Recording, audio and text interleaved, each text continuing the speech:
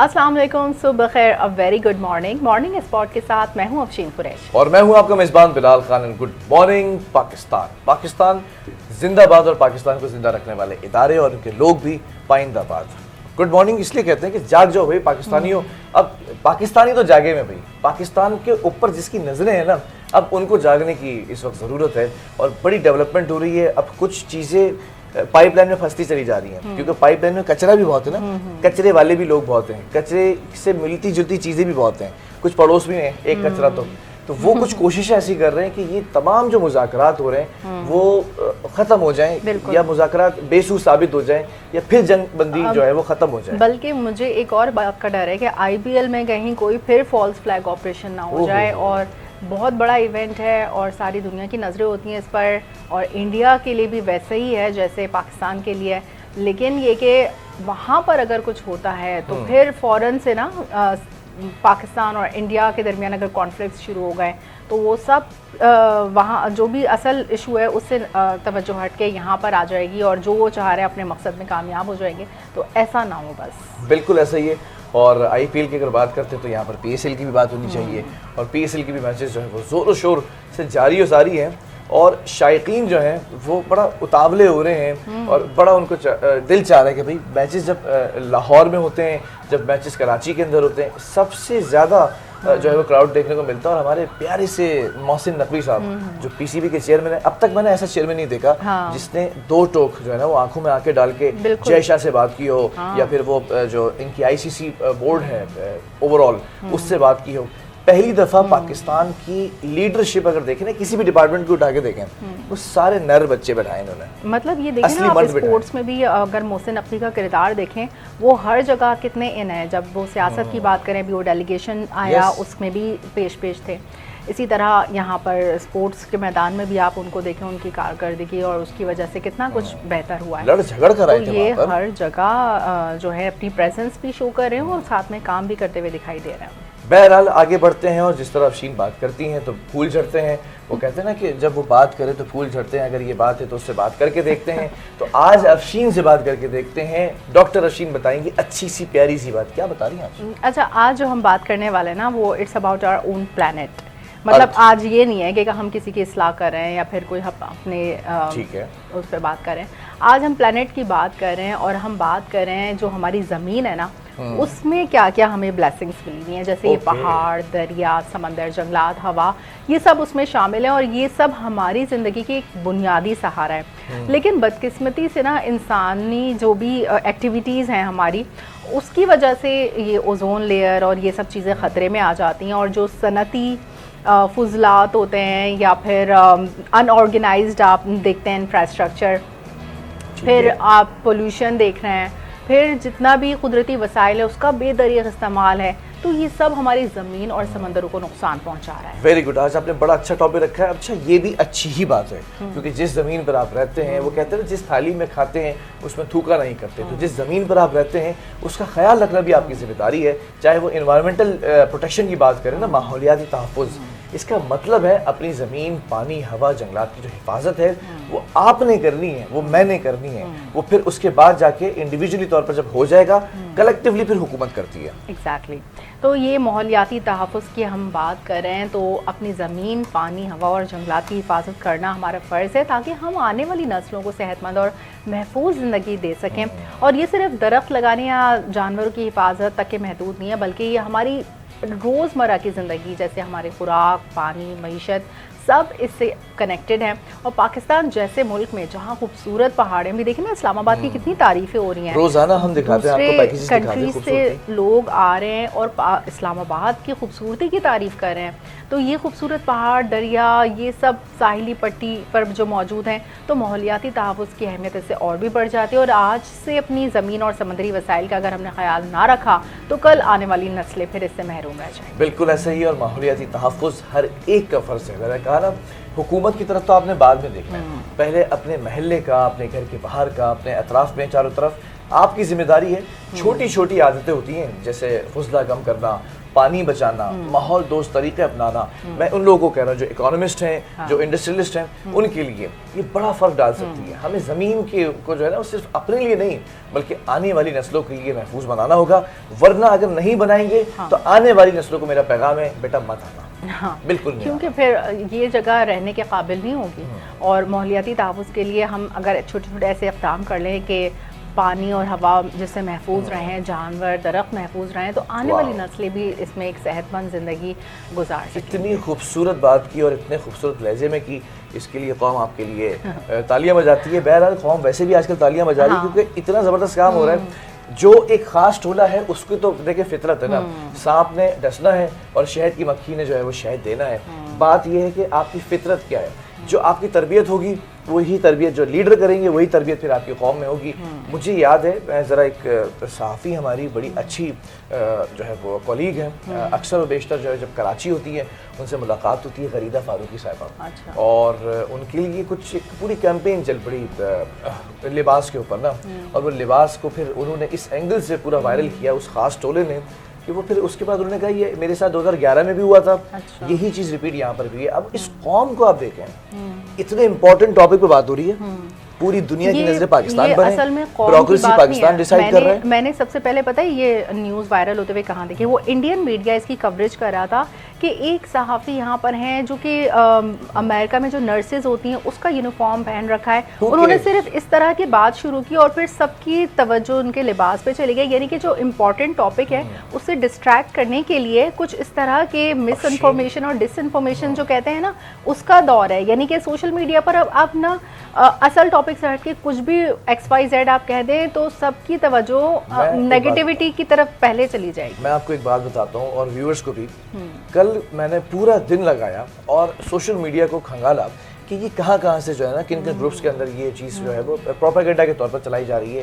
ان تمام لوگوں کی آپ جا کے ڈی پی دیکھ لیجئے گا, اور ڈی پی کے ساتھ نیچے جو ایک لائنر کے اندر ون لائنر ہوتا ہے نا, وہ لائنر پڑھ لیجئے گا, آپ کو اندازہ ہو جائے گا یہ ٹولہ کہاں سے ورکنگ کر رہا ہے اور کس کے کہنے پہ چل رہا ہے. یہ لوگ جو ہے نا ایک کوئی اس طرح کا ٹویٹ کرے گا, پھر لائن سے جو ان کے لائک مائنڈڈ ہوتے ہیں نا وہ سب شروع ہو جائیں گے. اچھا, میں اس پہ کامنٹ نہیں کر رہا, میں ایک چیز اور کلیئر کر دوں, میں یہ کامنٹ نہیں کر رہا, میں نے لباس کے اچھا یا برا ہونے کی بات نہیں کی, میں صرف اس چیز پہ کامنٹ کر رہا ہوں کوئی اور مقصد تھا اس مذاکرات کے اوپر بیٹھنے کا پاکستان کا. پاکستان لیڈ کر رہا تھا, پاکستان جو ہے ثالثی کا کردار ادا کر رہا تھا, پاکستان کے ہاتھ میں اسٹیئرنگ تھا, اور آپ نے کنڈکٹر پہ نظر رکھی ہوئی تھی. اصل ٹاپک سے نہیں ہٹیں کہ ایک ایرانین جرنلسٹ کو دیکھ لیں, ایک پاکستانی جرنلسٹ کو دیکھ لیں, دس از ناٹ این ایشو. دا اصل جو بگر پکچر ہے آپ اس کی بات کریں اور اسی پہ فوکس رہیں. اصل میں بس یہی مسئلہ ہے کہ ہم لوگ فوکس نہیں رہ پاتے اور ڈسٹریکٹ ہو جاتے ہیں. پیٹرول پہ بات کرنے کے لیے ہمارے پاس کوئی ٹائم ہی نہیں ہے, وقت ہی نہیں ہے. 12 روپے کم ہوئے ہیں, ابھی حکومت نے کہا کہ اور کم کریں گے, تھوڑا سا پریشر دیتے, تھوڑا سا بات کرتے, دلیلیں پیش کرتے, انٹرنیشنل سطح پر دیکھتے. اب تو خیر دوبارہ اوپر چلے گیا, کل رات کو $100 جو ہے وہ اور اوپر چلے گیا. اب آپ سکون سے بیٹھے, اور تینوں آرام آ گیا ہوگا کیونکہ غریدہ فاروقی کے اوپر ساری نظریں تھی نا بھائی, اینگل. اچھا وہ چھیپا صاحب سے ملا دی کہ چھیپا صاحب نے کاپی رائٹ دے دی, تو گرین کلر کا ڈریس آپ نے پہنا. اس پہ میمز آپ سن لیں تو وہ لوگوں کے پاس بہت فالتو ٹائم ہے. ایک اور مزے کی بات, جے ڈی وینس کو انہوں نے پورا کراچی اور اسلام آباد اور لاہور اور فیصل آباد, گجرانوالہ اور پنڈی بھٹیاں, ٹھیک ہے چلے وہ تو ایک اچھے اینگل سے بات کر رہے تھے نا, لیکن اب جو اصل بات ہے نا وہ یہ ہے کہ اب جے ڈی وینس کی پر جو لائم لائٹ ہے نا وہ اب ڈونلڈ ٹرمپ لینے والے ہیں, کیونکہ اب انہوں نے کہا کہ بھائی ساری توجہ جے ڈی وینس کو کیسے مل گئی, اب کے مذاکرات جو سیکنڈ نشست ہوگی اس میں آؤں گا. تو جو اب اب جو دوسرے بالکل اب جو پاکستان ہے نا, پاکستان نے امریکہ, ایران اور امریکہ کے درمیان جو مذاکرات ہیں اس کے دوسرے مرحلے کی میزبانی کی پیشکش کر دی ہے. اور امریکی خبر رساں ایجنسی نے 2 پاکستانی عہدیداروں کے حوالے سے بتایا کہ پاکستان نے سیز فائر کی مدت ختم ہونے سے پہلے جو مذاکرات ہیں وہ اسلام آباد میں منعقد کرنے کی تجویز دی ہے, اور امریکہ ایران کے درمیان جو مذاکرات کا دوسرا راؤنڈ ہو سکتا ہے وہ جمعرات کو ہو سکتا ہے. بالکل ایسا ہی ہے, اور امریکی عہدیدار نے یہ بھی توقع ظاہر کی ہے کہ فریقین جو ہے معاہدے کے لیے نئی بالمشافہ مذاکرات پر غور کر رہے ہیں. دوسری جانب امریکی ایک ٹی وی ہے جس کا نام ہے CNN، اس کے مطابق امریکہ اور ایران کے مذاکرات اب بھی جاری ہیں۔ ایک امریکی عہدیدار نے اس حوالے سے بتایا ہے کہ امریکی نشریاتی ادارے کو جب یہ بتایا کہ معاہدے تک پہنچنے کے لیے پیش رفت ہو رہی ہے، خیال رہے کہ پاکستان اور امریکہ کے درمیان مذاکرات کا پہلا مرحلہ 11 اپریل کو اسلام آباد میں ہوا تھا۔ اچھا افشین، آپ کو پتہ یہ بات کہ جب ٹیبل ٹاک ہو رہی تھی، پاکستان کا ڈیلیگیشن جو ہے وہ واز لیڈنگ دیٹ کانورسیشن، اور اس کانورسیشن کے اندر دائیں ہاتھ اور بائیں ہاتھ پر یہ آمنے سامنے تھے۔ ایک موقع ایسا آیا تھا کہ اتنی ہیٹڈ کانورسیشن ہو گئی تھی کہ ہاتھا پائی تک بات جاتی، پھر اس کے فوراً بعد کچھ ایسے فرشتے تھے جن کے اچھے رشتے تھے، انہوں نے چیزوں کو سنبھالا تو کچھ بہتری کی طرف معاملہ آیا، کانورسیشن بڑی سیٹل ڈاؤن ہو گئی، اتنی سیٹل ڈاؤن ہو گئی۔ آپ جے ڈی وینس کی جو پریس کانفرنس ہے وہ سنیں ذرا اس کو۔ انہوں نے کہا کہ مذاکرات کے بہت قریب تھے لیکن کوئی نتیجہ نہیں نکلا۔ اب اس کو ذرا سا اخذ کریں کہ جے ڈی وینس نے جس طرح سے مذاکرات ہوئے، کانورسیشن ہوئی، پریس کانفرنس ہوئی، اس کے بعد فوراً وہ روانہ ہو گئے۔ جسٹ 4-5 منٹ کا وقفہ ہے ان تمام چیزوں کے اندر، وہ یہ پیغام دے کے گئے ہیں کہ مذاکرات کے بہت قریب تھے لیکن کوئی حتمی شکل نہیں نکلی۔ تو حتمی شکل نہیں نکلی، اس میں کوئی بری بات نہیں ہے، دوسری نشست میں نکل جائے گی، یہ قریب آ چکے ہیں، بالکل آن گوئنگ پروسیس ہے، اور اس کو ہمیں فوراً سے کوئی حتمی نتیجہ اخذ کرنے کی ضرورت بھی نہیں ہے، کیونکہ اتنی بڑی جنگ اگر کسی مرحلے پہ آ کر رک گئی ہے اور اس میں کچھ لوپ ہولز بھی ہیں تو اس کو کور کرنے کی کوشش کی جا رہی ہے، تو ایٹ لیسٹ یہاں تک کہ بات پہنچی، ہمیں اس چیز کو بھی سیلیبریٹ کرنا چاہیے۔ اور دونوں ممالک کے وفود کے درمیان تقریباً یہ 21 گھنٹے کے مذاکرات چلتے رہے، تاہم کسی ڈیل پر پہنچے بغیر ہی ختم ہو گئے، اور جے ڈی وینس نے کہا کہ ایران کے ساتھ جو مذاکرات میں مثبت پیش رفت ہوئی، ہم نے تجویز ایران کے سامنے رکھی اور اب جو گیند ہے وہ ایران کی کورٹ میں ہے، یعنی کہ وہ عباس صاحب کہہ رہے ہیں گیند ٹرمپ کے ہاتھ میں، یعنی کہ وہ اپنے بلہ جو ہے نا واسم الدین کے ہاتھ میں، بتا رہا ہوں چھکا انہوں نے لگانا ہے، میں بتا رہا ہوں یہیں سے کوئی خبر آئے گی اور انشاءاللہ اسی سرزمین سے خبر آئے گی۔ اور مسعود پزشکیان کی اگر میں بات کروں نا تو وہ ایران کے بارے میں کہتے ہیں کہ منصفانہ معاہدے کے لیے ہم دل کھول کر بیٹھے ہیں، باہیں کھول کر بیٹھے ہیں، جبکہ روس کے وزیر خارجہ سرگئی لاروف نے بھی کہا، یہ بھی بڑی امپورٹنٹ شخصیت ہے سرگئی لاروف۔ اگر آپ دیکھیں یوکرین کا معاملہ ہو یا پھر آپ دیکھیں رشیا کے امریکہ کے ساتھ معاملات ہونا، ٹرمپ کو ڈیل یہ کرتے ہیں سرگئی لاروف صاحب جو ہیں، یہ بڑی امپورٹنٹ شخصیت۔ انہوں نے کہا کہ نئی لڑائی کو روکنا ضروری ہے، جنگ دوبارہ شروع نہیں ہونی چاہیے بھائی، اس بحران کا کوئی فوجی حل نہیں ہے، اور اس روس تصفیے میں مدد کے لیے جو ہے وہ اس کے لیے تیار ہے۔ میں ایک بات آپ کو یہاں پہ بتا رہا تھا، یہ ڈیلیگیشنز جو آئے نا یہ بڑے قابل غور تھے، وہ جو پارلیمنٹ کے ممبر آئے تھے ایران کے، اور پھر اس کے بعد آپ نے دیکھا کہ 3 لوگ ادھر سے بیٹھے تھے، 3 ادھر سے بیٹھے تھے۔ سوال یہ پیدا ہوتا ہے، میں بار بار اس بات پہ غور کر رہا ہوں کہ ایسا کیا ہوا کہ قریب پہنچ گئے، کانورسیشن کوڈ بی اینڈ، لیکن فوراً سے تمام معاملات بپھر گئے۔ سورسز یہ کنفرم کرتے ہیں کہ ٹرمپ اس میٹنگ میں شامل ہو گئے تھے، اور ویا زوم ہوئے، کال ہوئے، کیسے بھی ہوئے، اور پھر وہی بات کہ I don't know، میرے پاس کوئی سورسز ایسے کنفرم نہیں کر پا رہے ہیں، بٹ سورسز یہ بتا رہے ہیں کہ جو میٹنگ میں وہ شامل ہوئے سب کچھ برباد ہو گیا۔ بالکل، اور ٹرمپ کو جو اصل میں چابی دینے والے تھے وہ اسرائیل ہے۔ اسرائیل بیسیکلی نہیں چاہتا کہ کوئی ڈیل ہو، امن مذاکرات ہوں، اسرائیل اپنے جو موقف ہے وہ اسی پہ ڈٹا ہوا ہے کہ کسی طرح مزید جنگ کیوں۔ اسرائیل نے تو بلکہ یہ ہے کہ جیسے ہی ابھی وہ ایران سے فارغ ہوگا تو اس کا نیکسٹ ٹارگٹ ہی ترکی ہے، مطلب اسرائیل نے تو اپنی ایکسپینشن پالیسی کے تحت یہ سب نہیں کامیاب ہونے دینے۔ ایک چیز اور ذرا صحافیوں کے بارے میں بات کریں، بھائی صحافیوں کو سرینا ہوٹل میں رکوایا، پھر درجے 3 درجے بنائے گئے تھے، first, second, third. First one was in that territory جہاں پر یہ مذاکرات ہو رہے تھے، سیکنڈ ون وہ سرینا ہوٹل، اور تھرڈ جو ہے وہ سرینا کے برابر والا۔ زیادہ تر میجورٹی، مجھے افسوس ہوا دیکھ کر کہ پاکستانی جو صحافی تھے وہ 2nd گریڈ میں رہے۔ فرسٹ گریڈ کے اندر ہم نے دیکھا فرانس کے، مڈل ایسٹ کے، اور مڈل ایسٹ کے اندر بالخصوص مصر کے، موروکو کے، وہ سارے وہاں پر تھے۔ اچھا مزے کی بات یہ ہے کہ کسی کو نہیں پتا تھا ہونے کیا جا رہا ہے، یہ سر جوڑ کر تو بیٹھے تھے ٹیبل کے اوپر، باہر کوئی خبر لیک نہیں، کیونکہ سیکریسی بھی رکھنی تھی نا، کیونکہ یہ بہت ہائی لیول ڈیلیگیشن تھا، اس کی سیکریسی رکھنا، کیونکہ آپ نے دیکھا کہ اگر 16 ایئر کرافٹس آئے تھے اس میں ان کی سیکیورٹی اکوپمنٹس تھیں، اور پھر ضروری نہیں ہے کہ ہر بات صحافیوں تک پہنچائی جائے اور صحافی فوراً کہے کہ ابھی ہم آپ کو تازہ ترین خبر دے رہے ہیں اور لمحہ بلمحہ کی تفصیلات شیئر کریں گے، ایسا کچھ نہیں تھا۔ وہ وہاں کی سیکریسی رکھنا بھی بہت ضروری تھی، تو اسی حساب سے یہ سب اسٹیج لگا اور سب۔ اچھا مجھے لگ رہا ہے یہ سیکنڈ جو دور ہوگا نا اس دور کے اندر things will be settle down. اس کے دو ریزنز ہیں. پہلا ریزن تو پاکستان اپنی بیوروکریسی کو بڑے میچورٹی کے ساتھ لے کے چل رہا ہے. مجھے نہیں پتا کہ اس وقت پاکستان کی ہیلپ کون کر رہا ہے اللہ تعالیٰ کے علاوہ. کوئی عبداللہ بھی ہے اللہ کا بندہ جو ان کو تھنک ٹینک کے طور پر چیزیں بتا رہا ہے, لیکن جو بھی بتا رہا ہے حافظ عاصم منیر صاحب اور شہباز شریف صاحب, آپ دونوں کو آپس میں اگر گائیڈ کر رہے ہیں دوسرے کو یا کوئی تیسرا گائیڈ کر رہا ہے, جو بھی ہے وہی بات جب آپ نے دیکھ لیا نام کے ساتھ ہی حافظ لگا ہوا ہے تو اللہ کی مدد پہلی شامل حال ہے. آپ نے ایک چیز اور دیکھی, آپ باڈی لینگویج کو نوٹ کرتی ہیں. میں آپ کو ایک بات بتاتا ہوں, جب بھی انٹرنیشنل سطح پر ہائی ڈیلیگیشن جب آتے ہیں ثالثی کے لیے, پریکٹس اور ریہرسل کرائی جاتی ہیں, پوری جو مینجمنٹ ہوتی ہے کہ آپ نے ایسے ملنا ہے, یہاں تک آنا ہے. آپ دیکھیں جب ایران کے جو ڈیلیگیشن آیا ہے, شہباز شریف صاحب آگے بڑھ کے گلے ملے ہیں, اور جو ہے وہ یہاں جیسے آپ چومتے ہیں نا جب گلے ملتے ہیں, اور جے ڈی وینس ان کی سیڑھیاں تک اوپر چڑھ کے گئے, شہباز شریف صاحب نیچے نہیں اترے, پی ایم وہاں کھڑے ہوئے, وہ اوپر چل کے گئے. اب یہ فوٹیجز کوئی وائرل نہیں کرے گا, یہ کوئی نہیں بتائے گا. یہ ایک خاص ٹولہ ہے, وہ بتایا کرتا تھا کہ میرا وزیر اعظم, ہمارے ملک کے وزیر اعظم تھے, اللہ تعالیٰ ان کو دوبارہ اگر لے کر آنا چاہتے تو لائے, ہم پھر ان کو ویلکم کریں گے. لیکن وہی بتاتے تھے کہ میرا وزیر اعظم کھڑا نہیں ہوا اسرائیل کو دیکھ کر, یہ نہیں ہوا. ان چیزوں کی اہمیت نہیں ہوتی ہے, یہ نوٹ کر لی جاتی ہے. ہر وقت کے ساتھ جو ہے نا مختلف, اب جیسے اب جو ہمارے سربراہان ہیں, اب جو قیادت ہے اس نے کس طرح سے ملنا ہے, وہ ایک الگ باڈی لینگویج ہوگی. وقت کے ساتھ ساتھ ہر چیز بدلتی ہے اور بدلتی رہنا ہی زیادہ بہتر ہی ہے. اگر امریکی نائب صدر کی بات کریں, جے ڈی وینس نے کہا ہے کہ ایران کے ساتھ جو مذاکرات ہیں اس میں کافی پیش رفت ہوئی ہے, تاہم حتمی فیصلہ اب ایران کے ہاتھ میں ہے. امریکہ کی جانب سے واضح ریڈ لائنز مقرر کر دی گئی ہیں. ظاہر ہے وہ یہی کہتے ہیں کہ ایران کو جوہری ہتھیار حاصل کرنے کی کوشش نہیں کرنی چاہیے. امریکہ کو امید ہے کہ ایران آبنائے ہرمز جیسے اہم بحری راستے کو کھلا رکھنے کے لیے اقدامات کرے گا, جو عالمی توانائی کی ترسیل کے لیے نہایت اہم ہے. اور ایران کی جانب سے اس راستے میں کے جو معاشی دباؤ ہے, اس کی رکاوٹیں جو ہیں وہ ختم ہونی چاہیے, جبکہ امریکہ جو ہے وہ اضافی معاشی دباؤ استعمال کر رہا ہے. تاہم صدر ٹرمپ کی خواہش ہے کہ ایرانی عوام ترقی اور خوشحالی حاصل کریں. بالکل ایسا ہی ہے. جے ڈی وینس جو ہے وہ بڑے ایکٹیو ہو کر آئے تھے اور چلے گئے ہیں. اب دوبارہ جو ہے وہ شاید دیکھیں کہ آتے ہیں یا پھر کوئی اور بھیجا جاتا ہے.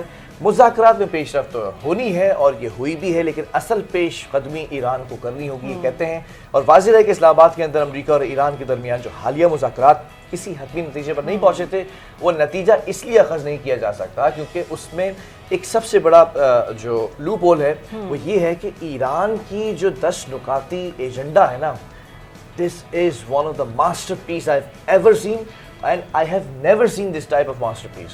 کیونکہ اس کے اندر سب سے پہلا پتہ ہے جملہ کیا ہے, میں تو کل بیٹھ کر پڑھا اس کو کہ بھئی پتہ تو چلے, قائد اعظم کے 14 نکات آج ہمیں یاد نہیں ہیں, ایران کے بھی 10 نکات ہمیں یاد نہیں ہو رہے, پتہ تو چلے کہ ہم ثالثی کا کردار ادا کر رہے ہیں. ہمیں فخر ہو رہا ہے پاکستانیوں کو کہ ہم جو ہے وہ اس وقت بیٹھے ہوئے ہیں برسر اقتدار. تو ہمارے بچوں کو پتہ ہونا چاہیے کہ وہ 10 نکاتی ایجنڈا ہے کیا. وہ تو ہم پورا ڈیٹیل میں آپ کو بتاتے ہی رہیں گے آگے جا کر بھی. ایک نقطہ یہ ہے, مڈل ایسٹ کے اندر کسی مسلم ملک کے اندر آپ حملہ نہیں کریں گے. سب سے خوبصورت جو اس کا نقطہ ہے نا, Iran is not talking just about ہم سیلف اور اٹ سیلف. اس کا پہلا نقطہ یہ ہے کہ آپ مسلم سرزمین پر, مڈل ایسٹ خطے کے اوپر, اور یہ جو بیلٹ ہے پورا, اس میں تباہ کاریاں, اس میں بمبارڈنگ کسی مسلم ملک میں نہیں کریں گے. کتنی خوبصورت بات ہے. ایسا ہی ہونا چاہیے, ادروائز اگر سارا ملبہ پھر وہیں گرے گا, مڈل ایسٹ پہ گرے گا, بجائے اس کے کہ اسرائیل کی طرف جائے یہ ملبہ, یہ مڈل ایسٹ کی طرف ملے گا. اچھا, یہ جو مذاکرات ہوئے اس سے اگر کچھ برا نتیجہ اخذ ہوا ہے تو وہ یہ ہے کہ امریکی فوج نے خلیج عمان اور بحر عرب میں ناکہ بندی نافذ کر دی ہے, اور اطلاق تمام جہازوں پر ہوگا اس کا. سین کام کی جانب سے جو سمندری عملہ ہے اس کے لیے نوٹس جاری ہے, اور جو بھی جہاز بغیر اجازت ناکہ بندی والے علاقے میں داخل ہوگا یا وہاں سے نکلنے کی کوشش کرے گا, اسے قبضے میں بھی لیا جا سکتا ہے. ناکہ بندی جو ہے وہ آبنائے حرمت سے غیر ایرانی بندرگاہوں کے لیے ہے, یا وہاں سے آنے والی غیر جانبدار بحری آمد و رفت کو متاثر نہیں کرے گی. ناکہ بندی کا ہے عارضی نفاذ اور جہازوں کی ایرانی پورٹ میں آمد و رفت پر ہوگا. اب دیکھیں نا, ناکہ بندی کر کے انہوں نے اپنا تسلط قائم کرنے کی کوشش کی نا آبنائے حرمت پر, جو کہ ایران کی جورسڈکشن میں آتا ہے. تو یہ ہے اصل فیس آف اسرائیل. میں ایک چیز اور یہاں پر ایڈ کرتا ہوں, دیکھیں دل کو نا خوشی بھی ہو رہی ہے تو اسی دل میں ایک تکلیف بھی ہے. کل میں بڑے معزز ہیں ہمارے, بڑے صحافی ہیں, بڑا نام کمایا ہے, بڑا پیسہ بھی ہے بنایا ہوگا ماشاءاللہ سے, اور بڑا جو ہے نا وہ ان کی چیزوں کو سنتے ہیں لوگ. میں بات کر رہا ہوں حسن اظہار صاحب کی, بڑے سینئر آدمی ہیں, بڑی رسپیکٹ کرتا ہوں میں بڑے مؤدبانہ انداز میں, کہ سر جب پاکستان کی بقا اور سالمیت کی بات آ جائے نا تو اپنی انا کو چھوڑ دینا چاہیے. مطلب کل میں ویڈیو دیکھ رہا تھا ان کی, انہوں نے کہا اوے پاکستانیوں تم لوگ کیوں خوشیاں منا رہے ہو, کیوں لڈیاں پا رہے ہو, اور آگے کہہ رہے ہیں پڑوسی ملک والے کیوں تم لوگ سوگ منا رہے ہو, ویسے تو سوگ منانا ہی چاہیے تم لوگوں کو, وہ کہہ رہے سوگ کیوں منا رہے ہو. بات یہ ہے سر کہ جب آپ کے ملک کی بات آتی ہے نا تو آپ اس کی بقا کے لیے, اس کی سالمیت کے دیکھتے ہیں. آج یہ اگر یہی ثالثی کا کردار بھارت کر رہا ہوتا نا تو آپ سب نے چتر مارنے تھے, آپ سب نے باتیں کرنی تھی پاکستان کی قیادت پہ, فوج پہ, فلانا ڈھماکہ سب کرنی تھی. آج بھی آپ کا وہی رویہ ہے. یہ ذرا مجھے بتا دیں اگر آپ تک یہ کلپ پہنچ جائے بڑے معدبانہ اللہ تعالیٰ نے پاکستان کو عزت دینی ہے, اور پاکستان کا جو ہے نا وہ ایک ایسا قلعہ بن جائے گا کہ باقی جہاں پر بھی جنگیں ہو رہی ہوں گی پاکستان محفوظ ہوگا. اس کے بعد آگے جا کے جو بھی حدیثوں سے ثابت ہے, اس کے بعد آگے غزوہ ہند اور یہ سب چیزوں میں پھر ہماری انوالومنٹ ہوگی. ادروائز یہ کہ ابھی تک پتہ چل جاتا ہے کہ ہم کس سائیڈ ہے نا, there is no gray area, only black and white. بالکل. اب جو بات کریں ہم ملکی مسلح افواج کی تو وہ اپنی اعلیٰ ترین جنگی تیاری کی سطح پر پہنچ چکی ہیں, ہر قسم کے خطرے کا مقابلہ کرنے کے لیے تیار ہیں. ایرانی خارجہ پالیسی کمیٹی کے ترجمان جو ابراہیم رضائی ہیں, انہوں نے پیغام دے دیا ہے اپنا کہ ایران ہر ممکن صورتحال سے نمٹنے کے لیے اپنی جامع حکمت عملی کے ساتھ تیار ہے, اور دشمن کسی بھی جارحیت یا شرارت جو چاہ رہے ہیں امریکنز کے فوجی کارروائی کریں وہاں پر, تو انہوں نے ایران نے یہ بھی اپنا موقف بتا دیا ہے کہ ایرانی بندرگاہوں کی ناکہ بندی بھی آبنائے ہرمز کھولنے کی طرح ناکام ہوگی. تو یہاں پر جو کچھ بھی یہ کر رہے ہیں تو اس کا ایران پورا جواب دے رہا ہے. اچھا ایک سوال اور ہے, کل بہت سارے ڈسکشن ہوئے, کیا امریکہ آبنائے ہرمز سے کنٹرول نہیں لے سکتا یا لینا نہیں چاہتا؟ امریکہ جو ہے نا اس کو اپنے آئل کی پرواہ ہے بس, وہ باقی سب دنیا سے اس کا کوئی وہ, لیکن اس کو بس اپنا تسلط قائم کرنا ہے. اس نے کہا کہ میری مرضی کے بغیر بس کچھ نہ ہو, سارا گیم یہی ہے. اب تو جنگیں تو رک جانی ہیں, اب آپ کی ریڈ چیلنج ہو گئی, اب آپ کی ساتھ کو نقصان پہنچ گیا. آپ یہ دیکھیں نا کہ امریکہ کی تو اس کے اپنے جو پڑوسی ممالک ہیں وہ نہیں سن رہے. کیئر اسٹارمر نے ان کو منع کر دیا, نیٹو ان کو منع کر رہا ہے, وہ اپنے پوپ لیو کو جو روحانی پیشوا ہیں ان پر تنقید کرنا شروع کر دے رہے ہیں جو پیس ٹاک کے حامی ہیں. تو اس وقت جو ہے نا ڈونلڈ ٹرمپ ہر طرح سے منہ کی کھا رہے ہیں, اور وہ جو مذاکرات یہاں پر کرنے آئے تھے اس میں ایران نے کیا کہا ہے کہ جنگ کے دوران ہونے والے جتنے بھی نقصان ہیں آپ اس کا معاوضہ بھی ادا کریں گے. اور ایران کی سرکاری ایجنسی نے کہا ہے کہ تہران نے خطے کے کچھ ممالک سے جنگ کے دوران ہونے والے جو نقصان ہیں اس کا معاوضہ ادا کرنے کی مطالبہ کیا ہے. اور یہ بات جو ہے ایران بالکل, اور اقوام متحدہ میں جو سفیر ہیں امیر سعید ایروانی, ان کے حوالے سے یہ رپورٹ کی گئی ہے کہ بحرین, متحدہ عرب امارات, اردن اور دیگر ممالک اس میں شامل ہیں, اور ان ممالک نے بین الاقوامی قانون کے تحت اسلامی جمہوریہ ایران کے خلاف جو ذمہ داریاں ہیں اس کی خلاف ورزی جو ہے وہ انہیں جنگ کے دوران ہونے والے نقصانات کا معاوضہ ادا کرنا چاہیے. یعنی کہ جو بھی ریجنز بھی اس میں انوالو ہیں, جہاں سے بھی آپ کی بیسس پہ حملہ ہو رہا ہے, ان کو بھی چاہیے کہ وہ اس نقصان کا ازالہ کریں. بالکل. ذرا چین کی طرف مارننگ اسپاٹ کی ٹرین کو لے جاتے ہیں. چینی وزیر خارجہ بھی کچھ کہنا چاہتے ہیں آپ لوگوں سے ناظرین. وانگ یی نے کہا ہے کہ امریکہ اور ایران کے درمیان جنگ بندی بہت کمزور ہے بھائی.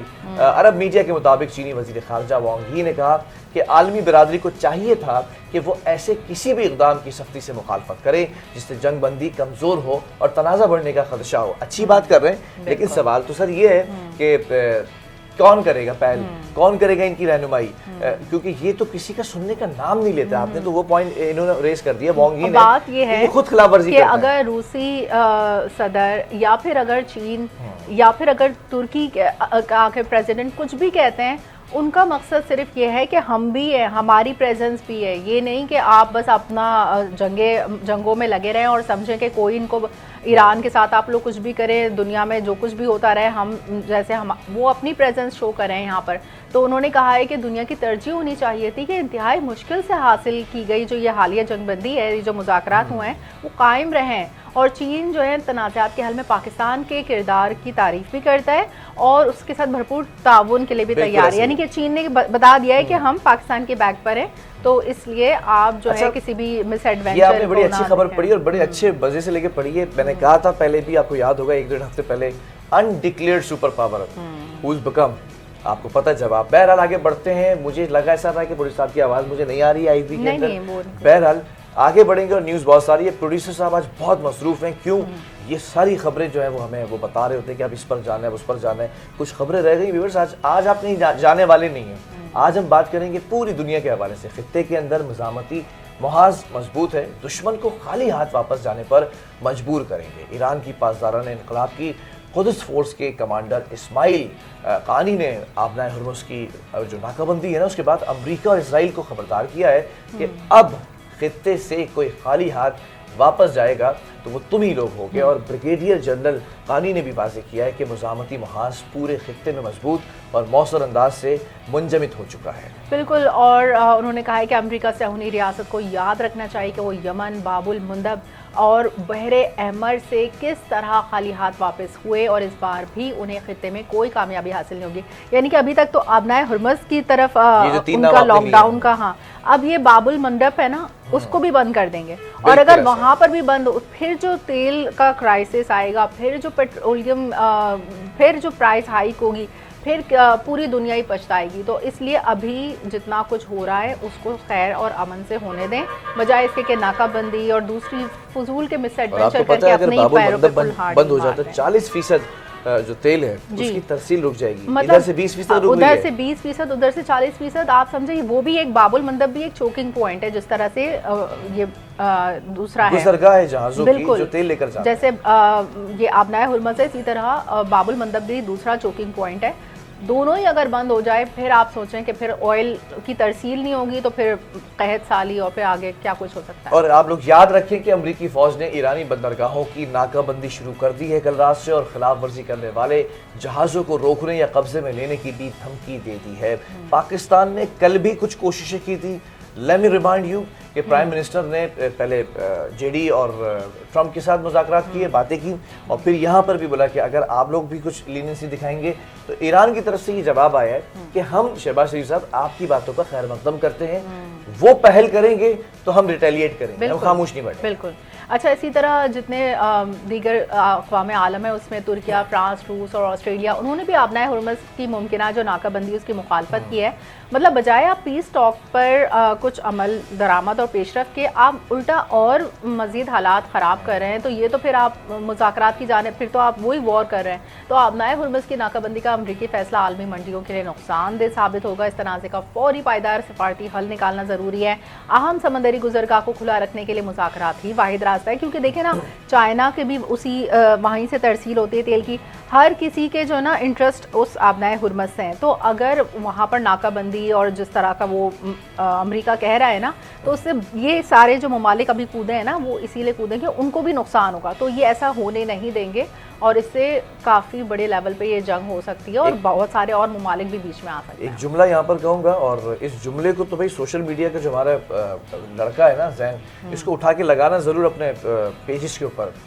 ایک بات یاد رکھیے گا افشین, اور آپ لوگ بھی, ثقافت کبھی نہیں بدلتی, اور ثقافتی لوگ جن کی ایک عرصے دراز سے ایک ہسٹری رہی ہو نا, ان کو آپ ہلکا نہیں لیا کریں. آپ کی اپنی ہسٹری جو اس وقت سپر پاور ہے وہ کوئی 200-250 سال کی ہے, ان کی ہسٹری 1000 سالوں سے زیادہ کی ہسٹری ہے. ایران کی میں بات کر رہا ہوں, ایران کی جو پورا ایک کلچر ہے نا, آپ اس کو ایسے نہیں توڑ سکتے. آپ نے 47 سال آئسولیٹ تو کر دیا, لیکن آپ نے دیکھا کہ آپ رجیم چینج کی بات کرنے آئے, آپ کی اپنی جان خطرے میں. کیا عقل حیران نہیں رہ جاتی یہ سوچ کر کہ کیا سپر پاور آبنائے ہرمز کا کنٹرول نہیں چھڑا سکتا؟ کیا نیٹو اس کا ساتھ نہیں دے سکتا؟ کیا یورپین کنٹریز کے ساتھ نہیں آ سکتے؟ سپر پاور کی بات کر رہے ہیں, یہ وہی سپر پاور ہے, یہ وہی سپر پاور ہے جو کہہ رہی تھی ہم پوری سویلائزیشن ختم کر دیں گے, ہم جہنم بنا دیں گے. اور اب دیکھیں مذاکرات پر خود ہی آئے نا. آپ میرے ہاتھ پیر کاٹ دیں اور مجھے میراتھن میں ڈال دیں, اور میں اس کے بعد بھی آپ کو تگنی کا ناچ نچا دوں, تو میرے اوپر پھر کچھ چیزیں لاگو ہوتی ہیں نا, کہ میرے اوپر یا تو عنایت ہو رہی ہوگی یا پھر کوئی ایسی قوت ہوگا, میں کہ کچھ نہ کچھ کر رہا ہوں گا, میں نے کوئی ٹیکنالوجی بنائی ہوگی. یہ جو ہے وہ مجھے نا حیران کرتی ہے بات کہ 47 سال آپ نے آئسولیٹ کر کے رکھا. اب ایران نے کہا ہے کہ تمام آئسولیشن کو بھی ختم کیا جائے, اور یہ جو بادل ہیں نا یہ چھٹ جائیں تاکہ موسم اچھا ہو جائے. موسم کی اور خبر میرے خیال میں بالکل موسم کی اگر بات کریں تو محکمہ موسمیات کی نا بہت اچھی ہمیں نیوز ملی ہے، کیونکہ کراچی میں جو ابھی آپ کو بہت گرمی لگ رہی ہے نا، تو یہ پھر آپ کی خوشی میں تبدیل ہونے جا رہی ہے یہ، اور پھر تھوڑی سی بارش کی بھی پیش گوئی کی ہے محکمہ موسمیات نے، اور 16 سے 19 اپریل کے دوران ملک کے بیشتر علاقوں میں تیز ہواؤں گرج چمک کے ساتھ بارش کا امکان ہے، بعض مقامات پر یالہ باری کی بھی پیش گوئی ہے۔ اسلام آباد سمیت پنجاب کے جو مختلف علاقے ہیں وہاں 16 سے 18 اپریل کو بارش متوقع ہے، جبکہ جو باقی جہلم، فیصل آباد یہاں پر بھی بارش ہو سکتی ہے، تو جب وہاں بارش ہوگی تو ڈیفینیٹلی یہاں پر بھی موسم میں ایک بات بتاتا ہوں، کل میں کوہاٹ پہ جو ہے نا وہ ویڈیو کال پر تھا، کیا گرج چمک کے ساتھ بارشیں ہو رہی ہیں پورے پاکستان میں۔ اللہ تعالیٰ تھوڑی سی بارش نا، مطلب میں سمجھتا ہوں کہ بہت ہی تھوڑی سی نا، ملی میٹر کے اندر جو سیلاب آ جاتا ہے نا ہمارے پاس شار فیصل پر، اور پھر اس کے بعد مرتضیٰ باب آ جاتے ہیں، امی جان والے فلائی اوور پر، جو فوزیہ وہاں فلائی اوور ہے وہیں کھڑے ہوتے ہیں، وہ اس سے آگے پیچھے نہیں جاتے، وہ نیوز تابش نے کہا تھا کہ کھڑکی کھول کے دیکھتے ہیں ڈیفینس سے، اچھا ہے کراچی بند کر کے سو جاتے ہیں، یہ جائیں سرجانی میں، منگو پیر میں، اور یہ یونیورسٹی روڈ پر کریم آباد انڈر پاس کے اندر 2 گلیاں بنائی ہیں چھوٹی چھوٹی، ادھر جائیں۔ شار فیصل پر تو آپ نے ہونا ہی ہونا ہوتا ہے، اچھا ان کے ہونے کے باوجود بھی پانی کھڑا ہوتا ہے، نالا وہ شار فیصل ندی بن چکی ہے ابھی، بلکہ جس روڈ سے ہم لوگ گرو مندر سے جو آ رہے ہوتے ہیں وہ والا جو راستہ ہے اس میں ایک تو روڈ بن گئی ہے، دوسری روڈ کا تو کوئی پرسان حال ہی نہیں ہے۔ بہرحال چلتے ہیں کچھ اپنے نیکسٹ سیگمنٹ کی جانب، اور ٹورزم کے پیکج جو ہے ہمیں اس میں آپ کون سی آج جگہ ایکسپلور کروانے جا رہے ہیں؟ ٹورزم کے پیکج پر تو جائیں گے، مجھے ذرا سی اجازت دیجیے گا، میں ایک چھوٹی سی چیز یہاں پر بتاتا چلوں۔ کل بھی خبر اسکپ ہو گئی تھی، آج بھی اسکپ ہو گئی ہے، فوٹیجز نہیں چلنی کوئی بات نہیں ہے، but I just want to talk about this. Karachi کے اندر اتنا بڑا برج ہے شار فیصل کا، وہاں پر آپ کو پتہ ہے کیا ہوا؟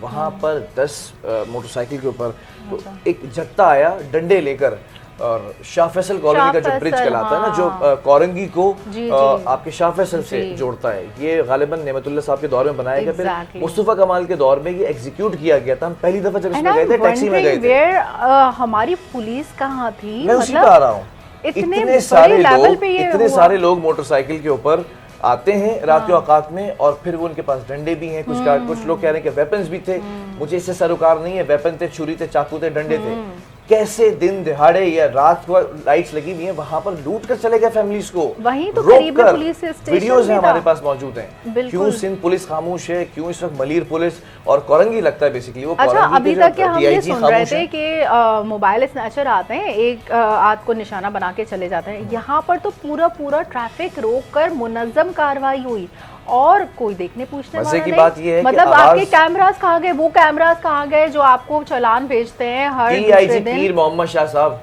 تو خدا کا واسطہ چالان تو اتنے پیارے پیارے کر رہی ہے سندھ حکومت، آپ کے تھرو کروا رہی ہے، اور چالان سے اگر ہٹ جاتے ہیں تو پھر ان سے بچا لیجئے یا انہیں کو پکڑ لیجئے نکل کے کہاں گئے تھے۔ اصل جو مقصد ہے سیکیورٹی دینا، وہ آپ نے ہماری جیب سے صرف پیسے تھوڑی نکالنے ہیں کہ سیٹ بیلٹ نہیں پہنی، یہ نہیں کیا، اصل چیز تو یہ ہے کہ آپ یہ جو منظم کاروائیاں ہو رہی ہیں اس پر تھوڑا سا بہت شکریہ، اس پر بات کرنا ضروری تھی بھائی۔ اب آگے بڑھ جاتے ہیں، آپ جو ہے نا آج کہاں جا رہی ہیں آپ بتا دیں؟ ہاں بس آج جو ہے نا آپ لے کے جائیں، آج میں نہیں لے کے جا رہا۔ اب جو ہے نا تھوڑی سی اچھی باتیں ہو جائیں، اور آپ کو اگر اتنی خوبصورت جگہ ہم لے کے جائیں جہاں آپ کا بالکل موڈ فریش ہو جائے تو بتائیں پھر کتنا اچھا لگے گا۔ تو آج ہم جا رہے ہیں سجی کوٹ آبشار، میں گیا ہوں خیبر پختونخوا، اچھا میں نے نہیں دیکھا لیکن میں اب دیکھتی ہوں، میرے خیال میں آپ لوگ بھی ہمارے ساتھ کے پی کے کی سرزمین پر ہے، بڑی خوبصورت جگہ۔ اچھا لیٹس ایکسپلور۔